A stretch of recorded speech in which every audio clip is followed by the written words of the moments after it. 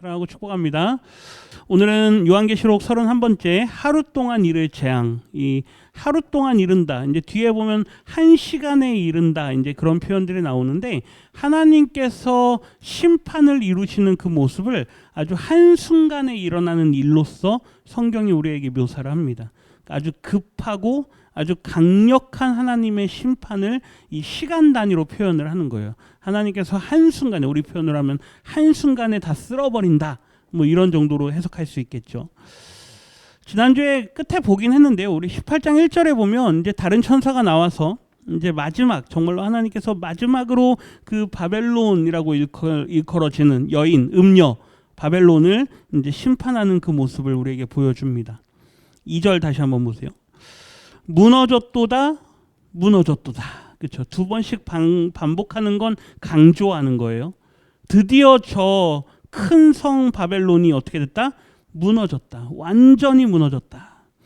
귀신의 처소고 각종 더러운 영이 모이는 곳이고 각종 더럽고 가증한 새들이 모이는 곳이 되었도다.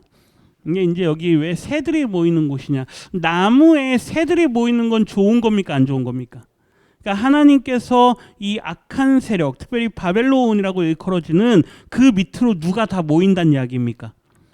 악한 자들이, 그렇죠? 그의 영향력을 받아서 이 세상에서 악을 행하는 자들이 모인다. 이따 뒤에 가서 볼 텐데요. 딱 세 그룹으로 드러납니다. 일단 첫째는 이 악으로 대표되는 바벨론, 그렇죠? 그리고 그 바벨론 밑에 여러 왕들, 땅에 거하는 왕들, 그러니까 세상의 권력자들이죠. 그리고 거기에 또 한 무리가 나오는데 그 한 무리는 뭐냐면요, 장사하는 사람들이에요. 상인들. 이 세상에서 경제적인 이득을 이 악으로부터 벌어들이는 사람들이 있다라는 겁니다. 3절에 보면요, 아까 말씀드렸죠, 바벨론 밑에 그 음녀 밑에서 땅의 왕들이 권력을 잡고 그들이 음행에 가담을 해요. 그러니까 이 세상의 권력자들이 얼마나 세상을 악하게 이끌어가느냐라는 거죠. 그 다음 두 번째 보세요. 땅의 어떤 사람들이요? 상인들. 땅의 상인들도 그 사치의 세력으로 뭐 하더라? 치부하다. 이거 돈을 모았다는 얘기예요. 그들이 자신들의 부를 쌓는다는 이야기입니다. 이 사람들이 저 악한 걸 알면서도 그게 뭐가 되니까? 돈이 되니까. 양심도 다 버리고, 그죠? 도덕도 버리고, 선한 마음도 버리고, 나에게 뭐가 되니까? 돈이 되니까. 뭐니 해도 뭐가 최고야? 머니가 최고야. 그러니까요, 사람들이 다 거기에 들러붙는 거예요. 하나님께서 말씀합니다. 4절인데요. 같이 읽겠습니다. 내가 또 들으니 하늘로부터 다른 음성이 나서 이르되 내 백성아, 이거 누가 하는 말입니까? 내 백성이라고 부르는 건 누굽니까? 하나님이시죠. 내 백성아, 거기서 뭐하라? 나오라. 그렇죠? 나오라. 마치 옛날에 소돔과 고모라, 그때 하나님께서 아브라함을 통해서 저기에 의인이 있느냐 하나님께서 물으시잖아요. 하나님께서 내 백성아 너희들이 그곳에서 뭐하라? 나오라 라고 말씀하세요. 의인들이여 나오라 라고 말씀하죠. 그의 죄에 참여하지 말고 그가 받을 재앙들을 받지 말라. 네. 지금 이 시대에요, 이 말씀을 세상에 선포하잖아요. 그걸 사람들이 받을까요? 안 받을까요? 안 받습니다. 그 죄악의 자리에서 나오십시오. 한순간에, 오늘 말씀처럼 하루 안에, 1시간 안에 하나님의 최후 재앙이 너희에게 임할 텐데 너희들은 그 저주를 받고 심판을 받을 자리에 있지 말고 뭐하라? 나오라. 하나님께서 말씀하세요. 5절에 보면요, 같이 읽겠습니다. 그의 죄는 하늘에 사무쳤으며 하나님은 그의 불의한 일을 기억하신지라. 여기 사무쳤다, 이게 콜레테산이라는 건데 이게 뭐냐면 도달했다라는 거예요. 도달했다. 그러니까 죄가 어디까지 도달했다? 하늘에까지. 마치 그 창세기의 바벨탑 언어예요. 바벨탑을 쌓을 때 그들의 교만함이 어디까지 닿아요? 하늘까지 닿잖아요. 우리가 우리의 이름을 내자, 우리가 높아지자, 그렇죠? 그래서 하나님처럼 우리가 되자라고 했던 그 교만이 하늘까지 닿거든요. 그 죄가 하늘까지 닿았다. 하나님께서 그 불의한 일을 뭐 하신다? 기억하신다. 때가 되면 하나님께서 하나님의 심판을 행하실 줄 믿습니다. 그 전까지는요, 기회가 있어요. 그 전까지는요, 아직 우리에게도 시간이 있습니다. 우리 가족들, 우리 주변 이웃들, 내 옆에 있는 사람들, 그들을 나오게 할 시간이 있다는 얘기예요. 아브라함이 시간을 벌어줘요. 하나님과 계속 협상하잖아요. 계속 협상하잖아요. 그러면 하나님께서 아브라함이 시간을 버는 거예요. 근데 결국에는 롯의 아내는 뭐 합니까? 돌아보잖아요. 돌아보고 소금 기둥이 돼버리잖아요. 있다고요. 이런 사람들도 있지만 어쨌든 하나님께서는 우리에게 뭐 하라? 나오라.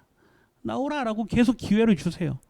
그러니까 마치 요나가 니느웨 성을 다니면서 3일 동안 다녀야 되는데 그거를 반나절 만에 다 돌아버려요. 그러고 나서 회개하라 회개하라 회개하라 그냥 대충 선포했는데 그걸 찰석같이 알아듣고 왕부터 평민까지 다 금식하고 회개해서 그 재앙을 면한 사람들도 있어요. 비록 악한 일을 행한 아수르의 사람들이지만 그걸 요나는 마음에 견디지 못했거든요. 하나님의 구원은 우리가 알 수 없어요.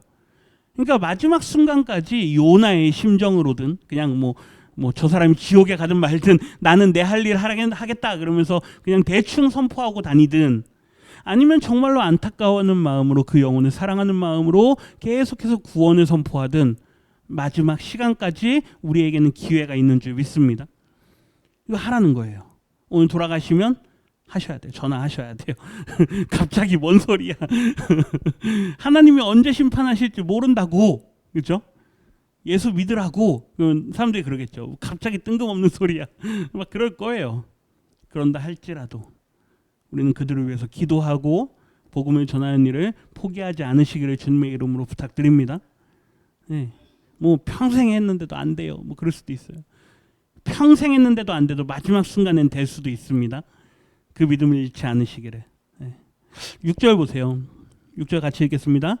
그가 준 그대로 그에게 주고 그의 행위대로 갑절을 갚아주고 그가 섞은 잔에도 갑절이나 섞어 그에게 주리라. 5절 끝에 보면 기억하리라 그랬어요.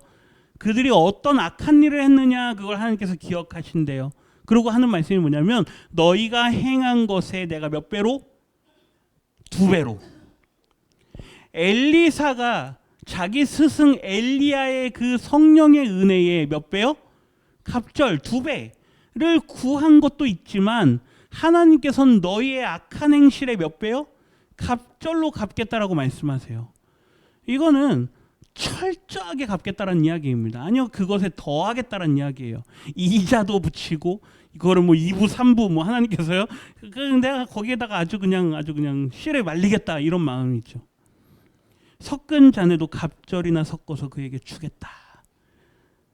하나님께서 얼마나 이 모습들, 이들의 모습을 하나님께서 얼마나 치를 떠시냐면요. 7절 상반절에 보면 그가 얼마나 자기를 영화롭게 하였으며 오직 영광 받으실 분은 누구입니까? 하나님. 그런데요, 자기의 이름을 드러내요. 그리고 사치하였는가? 사치했다란 이야기를 그냥 그가 뽐내고 다녔다 이렇게 읽으시면 안 돼요. 다시요. 우리 요즘 세상 사람들 중에 사치하는 사람이 있습니까? 없습니까? 있죠. 그냥 옷을 하나 사 입어도요. 분수에 안 맞게 사 입는 사람들이 있습니까? 있잖아요. 그러면 그럽니다. 아이고 꼴 보기 싫어. 그렇죠. 가방을 하나 들어도요. 아주 분수에 안 받는 가방을 들고 다니는 사람들이 있어요. 그런 사치가 아니에요. 그냥 그건 좀 철이 없는 거예요. 여기서 말하는 사치는 뭐냐면요. 나에게 남은 것이 있는데 그 남은 것으로 누구를 도와야 돼요? 어려운 사람들. 그렇죠? 연약한 사람들. 구약의 언어라면 고아와 과부를 돌봐야 돼요. 그런 걸 하지 않는 사람들을 말하는 거예요. 자기 배만 채우는 사람들. 복음서의 언어도 그래요. 복음서에서도 부자와 나사로 이야기 있잖아요. 그 부자가 날마다 사치해요. 그 사치한다라는 게 이거 사도 될 거를 조금 더 비싼 거 이거를 샀다 그런 의미가 아니고요. 없는 사람들에게 나누지 않았다라는 걸 이야기하는 거예요. 이해가 되십니까? 예, 조금 더 비싼 거 그거 샀다고 해서 뭐라 그러냐 하나님이 그런 의미가 아닙니다. 조금 비싼 거 사셔도 돼요. 하나님께서 그걸로 심판한다는 이야기가 아니에요. 그렇지만 그 사람의 마음속에는 언제나 약자들을 돌보자 하는 마음이 없다라는 걸 말씀하는 거예요. 아멘이십니까? 예. 그가 자기를 영화롭게 하고 스스로 영광받고 약자들을 돌보지 않았다. 그 뒤에 보세요. 그만큼 고통과 애통함으로 뭐 하겠다? 갚아주겠다. 하나님은요, 이러한 사람들을 싫어한다는 거예요. 이러한 사람들을 그냥 두고 보지 못한다는 얘기예요. 평생 자기 배만 불리려는 사람. 마치 곡식을 다 거두고 내 곡식 곡간에다 넣었는데 공간이 모자라요. 그러니까 어떻게 합니까? 더 크게 지어요. 그리고 다 거기다 넣어놔요. 그러고 나서 내 영혼한테 말합니다. 야, 이제 내가 먹을 것도 준비가 됐으니 이제부터 뭐 하자? 평안하자. 샬롬 하자 그래요. 하나님은 그런 샬롬을 기뻐하지 않으신다고요. 그날 밤에 내가 너의 영혼을 찾아가면 너가 그걸로 뭘 하겠느냐 그러잖아요. 하나님이 말씀하시는 건 약자들과 연약한 자들과 너가 그들을 긍휼히 여기는 마음을 가져야 되지 않겠느냐 그 말씀이에요. 그만큼 고통과 애통함으로 내가 너에게 대갚아 주겠다. 7절 하반절 같이 읽습니다. 그가 마음에 말하기를 나는 여왕으로 앉은 자요 과부가 아니라 결단코 애통함을 당하지 아니하리라 하니 자기 생각밖에 없어요. 하나님은 너가 가진 것으로 옆에 있는 어려운 사람들을 좀 돌봐야 되지 않겠니? 라고 말하는데 나는 과부가 아니야. 나는 이 세상 사람들에게 업심여김을 당할 사람이 아니야. 나는 결단코 애통함을 당하지 않을 사람이야. 자기의 잘됨을 이야기합니다. 자기의 만족함을 이야기해요. 그 결과 8절인데요. 같이 읽겠습니다. 그러므로 하루 동안의 그 재앙들이 이르리니 곧 사망과 애통함과 흉년이라. 그가 또한 불에 살라지리니 그를 심판하시는 주 하나님은 강하신 자이심이라. 아멘. 하나님께서 바벨론을 무너뜨리는 그 순간의 모습을 하루 동안의 그 모든 재앙들이 이를 것이다. 사망과 애통함과 흉년. 사망은 당연히 죽음이죠. 이거는 하나님의 최후 심판을 말씀하는 겁니다. 그 뒤에 애통함. 그들이요, 평소에는 뭐 하면서 살았을까요? 웃으면서 살지 않았겠습니까? 하하하 호호호 나에게는 이렇게 많이 있다. 나는 이렇게 즐겁다. 나는 저 사람들을 짓밟고 살아간다. 나는 항상 웃음만 가득하다. 이랬을 겁니다. 약자들을 짓밟고 살면서요. 그런데 하나님께서 그걸 뭘로 바꾸신다고요? 애통으로 바꾸신다. 근데 보세요. 모든 슬픔이 변하여 기쁨이 되게 하시는 분이 누구십니까? 하나님이십니다. 우리 믿음의 성도들은요, 이 땅에 살아가면서요, 짓밟히면서 살아요. 늘 고난을 당하면서 살아요. 늘 억눌리면서 살아요. 늘 슬퍼하면서 살고요. 눈물 흘리면서 살아요. 그런데 그 모든 슬픔과 억울함을 어떻게 해요? 기쁨으로 바꾸신다고요. 나중에 21장 가면요, 모든 눈물을 다 뭐 하신다? 닦아주신다. 거두어 주신다. 이제 다시는 애통하는 거, 곡하는 거, 아픔이 이제는 없을 것이다. 이 땅에서는 어떻게 살았다는 이야기예요?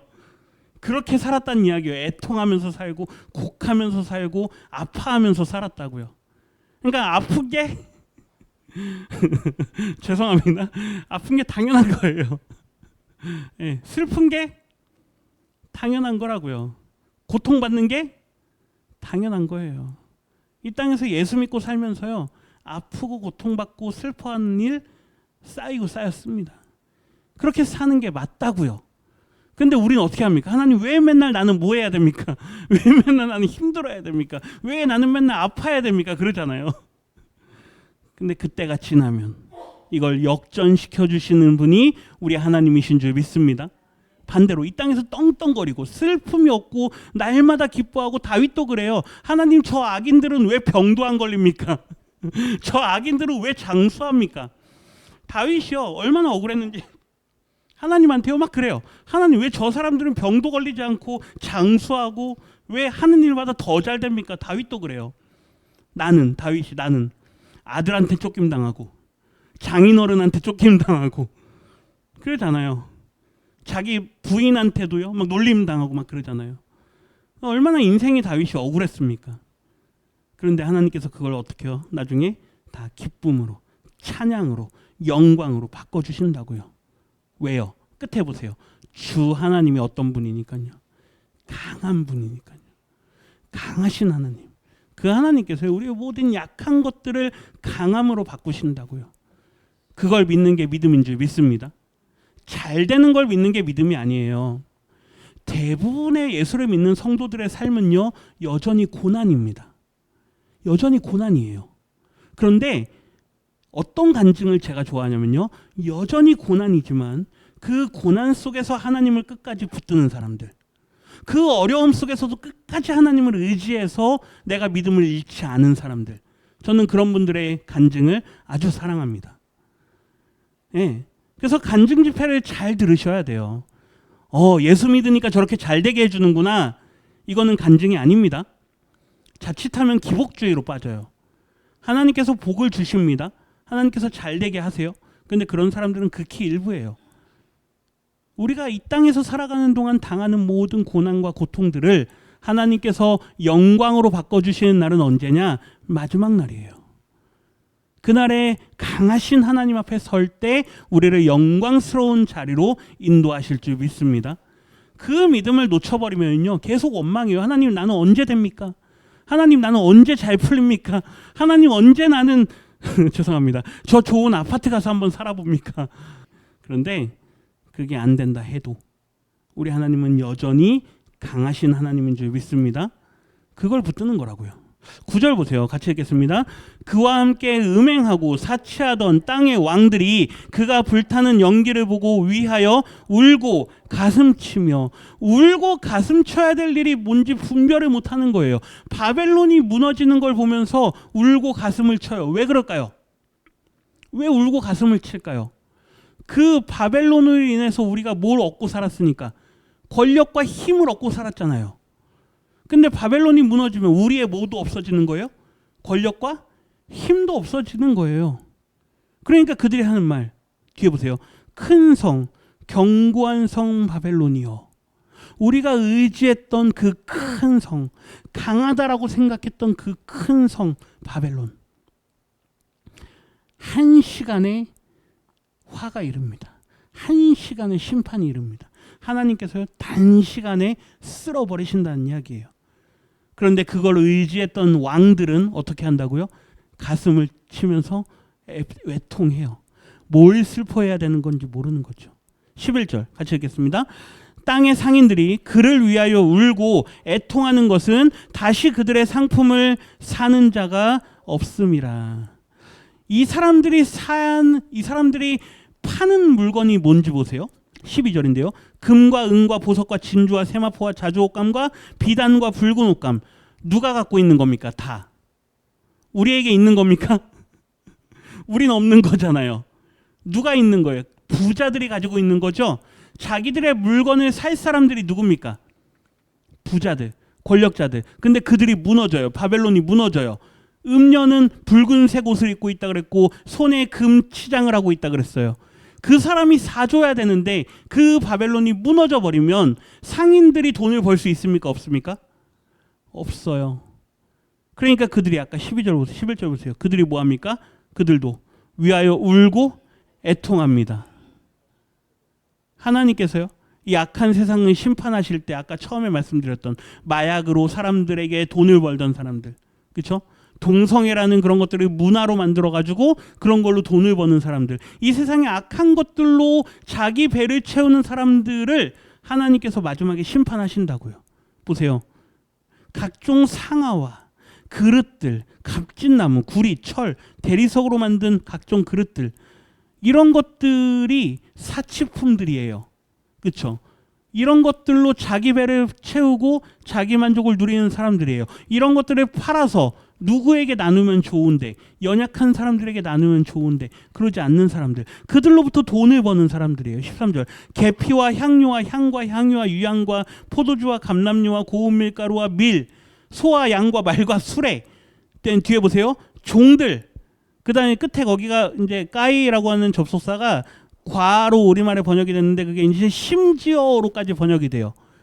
종들을 부리는 것뿐만 아니라 보세요. 사람들의 영혼들까지. 이게 영혼이라고 번역된 게 푸시케인데 이게 목숨이에요. 목숨. 사람들의 목숨들까지도 자기들 마음대로 붙들고 살던 사람들. 이 당시가 로마 시대잖아요. 우리가 뭐 잘 아시는 분들 영화 같은 거 보면 글래디에이터 검투사 그렇죠? 노예들 중에서 좀 몸 좋은 사람들을 데려다가요 원형 경기장에서 사자하고 막 싸우게 하고요 자기들끼리 막 싸우게 합니다. 그게 뭐였어요? 공연이었어요. 문화였어요. 예술이었어요. 그 당시 문화예술 공연이 뭐였어요? 검투사 보는 거예요. 사람들에게 목숨을 가지고 장사하던 사람들이 있었다고요. 배로 누구를 실어 나릅니까? 노예들 실어 나르잖아요. 노예들. 그 노예를 팔아가지고 뭐 하는 거예요? 돈 버는 거예요. 목숨으로 돈 버는 사람들. 이 상인들. 14절 바벨론아 내 영혼이 탐하던 과일이 내게서 떠났으며 맛있는 것들과 빛난 것들이 다 어떻게 됐다? 없어졌다. 왜요? 하나님께서 뭐 하시니까요? 심판하시니까요. 하나님께서 심판하시니까 그 모든 탐하던 것들이 다 사라진다고요. 상인들을 보세요. 15절에 보면 돈을 벌던 치부하던 사람들, 이 사람들이 상인들이 그의 고통을 무서워하여 멀리 서서 울고 애통하며 바벨론이 심판받는 걸 보면서 애통해요. 아까 왕들도 애통했잖아요. 왜 악한 바벨론이 심판받는 걸 보면서 애통해야 합니까? 하나님의 심판을 보면 우리 믿음의 성도들은 기뻐해야 될 줄 믿습니다. 말씀드렸죠? 심판의 반대는 뭐가 있다고요? 구원이 있다고요. 하나님께서 악을 심판하면 그 반대는 우리가 뭘 받는다? 구원을 받는다가 있다고요. 그러면 심판을 보면 기뻐해야 돼요. 근데 슬퍼해요. 왜요? 16절 같이 읽겠습니다. 이르되 화이또다 화이또다 큰 성이요 세마포 옷과 자주 옷과 붉은 옷을 입고 금과 보석과 진주로 꾸민 것인데 이게 아까 음녀 그렇죠? 바벨론 이렇게 꾸미고 있던 그 큰 성인데 17절 상반절을 보면 그 뭐가요? 부가 그들이 갖고 있던 돈이 그 바벨론이 누리던 그 재물들이 한 시간에 어떻게 됐다? 망하였다. 바벨론이 망하면 누구도 망한다? 나도 망한다. 상인들. 나도 망한다. 그렇죠? 그러니 하반절에 보면요. 모든 선장들 아까 물건들 실어 나르는 사람들 있잖아요. 무역하는 사람들. 각처를 다니는 성객들, 선원들, 바다에서 일하는 자들이 저 큰 성 바벨론이 불타고 무너져 내리는 그 모습을 보면서요. 이렇게 말합니다. 18절 읽고 마칩니다. 그가 불타는 연기를 보고 외쳐 이르되 이 큰 성과 같은 성이 어디 있느냐 하며 이 말 기억하십니까? 이 큰 성과 같은 성이 어디 있느냐 이거는 우와 대단하다 이걸 말하는 게 아니라 그랬어요. 이제 나는 뭘 의지하면서 살아야 되냐 이거예요. 내가 의지하던 그 성이 무너져 내렸는데 내가 그렇게 의지하던 성과 같은 성이 어디 있느냐. 그 성이 다 무너져 내렸다. 그러니 이제 누구도 죽었다. 나도 죽었다. 나도 망했구나. 사람들이 막 애통하고 통곡합니다. 아이고 이제 나는 망했네. 예. 근데 말씀에 기록은 안 돼 있지만 사실 이 사람들이 정말로 슬퍼해야 될 건 그들의 회개하지 않은 마음이에요. 부를 이제 내가 돈을 못 번다 그것 때문에 슬퍼해야 되는 게 아니고요. 저들의 멸망함과 함께 누구도 멸망하니까 나도 멸망하니까 그걸 슬퍼하든가 아니면 빨리 뭐 하든가 회개하든가 빨리 돌이키든가 해야 돼요. 근데 그러지 않아요. 하나님의 심판은 아주 강력하다고 말씀합니다. 그리고 한순간에 이루어진다고 말씀합니다. 그래서 우리가 예수님의 말씀 가운데 주인에 대한 비유도 마찬가지고 그 다음에 도적에 대한 비유도 마찬가지고요. 그 주인이나 도적이 언제 올지는 아무도 모른다라고 이야기하잖아요. 그 말은 우리 믿는 사람들에게는 열처녀 비유도 마찬가지예요. 신랑이 언제 올지 모른다 이것도 마찬가지예요. 언제 주님이 다시 오실지 우리는 다 몰라요. 구원받을 사람들에게는 그렇기 때문에 마치 오늘이 주님이 오실 날인 것처럼 오늘 믿음을 잘 지키고 살아야 된다는 거예요. 이게 신학에서는 임박한 종말론이라고 가르칩니다. 종말이 어떻게 됐다고요? 아주 임박했다고요. 정말로 오늘 예배 끝나고 가서 집에 갔는데 오늘 주님이 오늘 밤에 오실 수도 있어요. 그 마음으로 하루하루를 살라는 거예요. 이걸 잘못 해석하면 내일 주님이 오십니다. 이렇게 날짜를 못 박으면 이건 시한부 종말론이 돼요. 다미 선교회 이런 것처럼 이건 이단입니다. 그게 아니에요. 매일매일을 마치 오늘 주님이 오실 것처럼 열심히 살아가라는 이야기예요. 그러니까 하던 일 다 내팽개치고 교회 와가지고 기도만 하고 있으라고요? 그것도 아닙니다. 열심히 일하시다가 내가 뭐 어떤 일을 하든, 내가 우리 최호신 선생님처럼 뭐 어떤 분을 돌보는 일을 하든, 뭐 집안일을 하든, 청소를 하든 그 일 하다가 주님이 오시면 주님을 맞이하면 돼요. 아멘이십니까? 왜 그럴까요? 내 평소의 믿음이 오늘 주님이 오셔도 구원받을 만한 믿음이기 때문입니다. 이단에서 가르치는 건 뭐냐면요, 두려움을 가르치는 거예요. 당신 그렇게 살아가지고 내일 주님이 오실 텐데 그렇게 살아가지고 구원받을 수 있겠어? 그러니 빨리 재산 가지고 있으면 뭐해? 그거 다 뭐해? 다 팔아. 그리고 뭐해? 그거 헌금하고 지금부터는 어디 와서 살아? 교회 짐 싸들고 와서 교회에서 뭐해? 기도만 해. 이게 다미 선교였어요. 그렇게 사람들을 속인다고요. 그게 아닌 줄 믿습니다. 오늘 우리가 하루를 살고 오늘 밤에 주님이 오시면 하나님 감사합니다. 내일 하루를 살고 내일 밤에 주님이 오시면 하나님 감사합니다. 그게 우리 믿음인 줄 믿습니다. 그걸 말씀하는 거예요. 이 마지막 때에 하루 동안 이를 재앙, 그 재앙이 세상 앞에 이르지만 우리는 그 하루 만에 구원이 임한다라는 그 믿음 가지고 우리 남은 평생의 삶을 주님과 동행하시기를 주님의 이름으로 축원합니다.